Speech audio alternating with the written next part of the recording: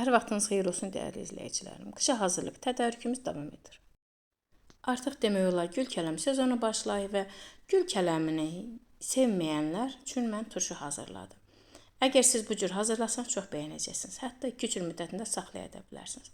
Bunun üçün mən gül kələmini doğrayıb, axar suyun içərisində tərtəmiz bir neçə dəfə yuyub, aş düzənlərə yığıb suyunu qurutdum. Öncədən balonları tərtəmiz yudum. Qaynar suyun içərisində sterin edib kənara yerləşdirdim. Məndə 3 kiloluq balonlar idi. İçərisində acı biber, sarımsaq, dəfnə yarpağı, quru istiot, cəfəri, quru şax-şütdən də istifadə etdim. Bu cür altdan yığandan sonra üzərindən gül kələmlərini yerləşdirib, orta hissələrindən də yenə şirin biberdən istifadə etdim. İstəsəniz qırmızı biberdən də istifadə edə bilərsiniz, ya yer kökündən də istifadə edə bilərsiniz. Mən sadə xoşladığım üçün sadə hazırladım.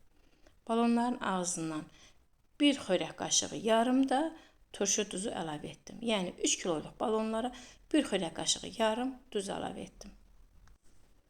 Bir çay qaşığı da şəkər tozu əlavə etdim balonların içərisinə. Bunu da qeyd edim, xanımlarımız bilir, hansı turşu olur olsun ona şəkər tozu əlavə edilir. Sonda mən hər 3 kiloluq balonların içərisinə bir dolu olmayan xörək qaşığı öksüz əlavə etdim. Üzərindən də kənarda qaynatdığım çayın sularını töküb balonların hamısını doldurdum. Öncədən qazanı ocağın üzərinə qoyub suyu qaynamağa qoymuşdum. Artıq o su da qaynamışdı. İçərisinə bir dənə də mətbəx dəsmalı saldım ki, balonlar qaynayanda bir-birinə dəyməsin. 10 dəqiqə qaynadıb bağladım.